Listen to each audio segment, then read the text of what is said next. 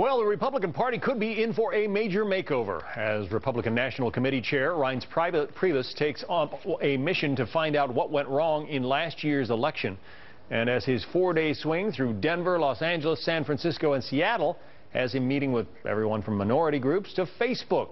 He is likely to get plenty of advice.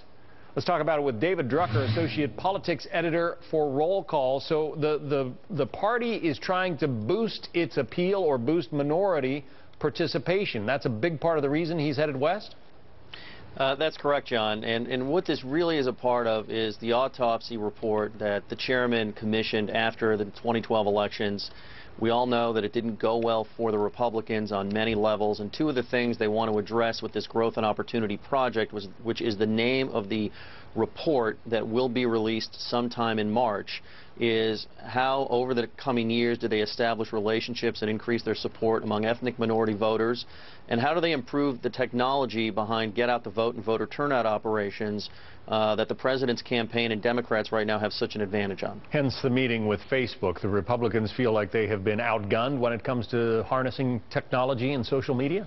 Yeah, and I think it's pretty much a fact that since the 2004 election, which was the high water mark for Republican get-out-the-vote efforts, in that race, the Republicans were advanced and beyond what the Democrats were able to do. The Democrats under Obama have caught up and far surpassed what Republicans are able to do in terms of both gathering data but then analyzing it and putting it to use, either to turn voters out, to discourage voters for the opposition from showing up, and in addition to that, using social media as a way to harness support among the electorate in general. And so I think there are many areas here where Republicans know they have to improve, but they've got to figure out how to do it. And what the chairman's doing, both in visiting Facebook, talking to technology experts in the Bay Area of Northern California, and he'll be in Washington State and Seattle to talk about early voting in general. And there, John, as you remember, Democrats are just a lot better right now at turning out voters for early voting. And why that's so important, sometimes it's hard to convince somebody to show up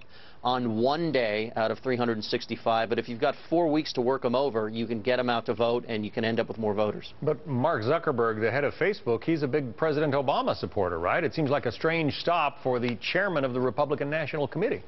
Facebook is a business. They've got billions of users, according to their numbers, and I'm sure they're not all Democrats. Mr. Zuckerberg also recently hosted or is going to host a fundraiser for Governor Christie out of New Jersey. So, money's green. I don't think that it's such an odd place for the chairman to stop. All right. Thanks very much, David Drucker. We'll keep an eye on that trip and look forward to hearing that report when it comes out next month. Thank you. You got it. Thank you. Well, it's a new record for gas prices in February. That's what's happening now. What's behind some of these skyrocketing prices, and is there any relief in sight? What does this mean for the summer prices that we're going to see? We're going to go in depth just ahead. Also, the stars shining brightly at the Oscars last night.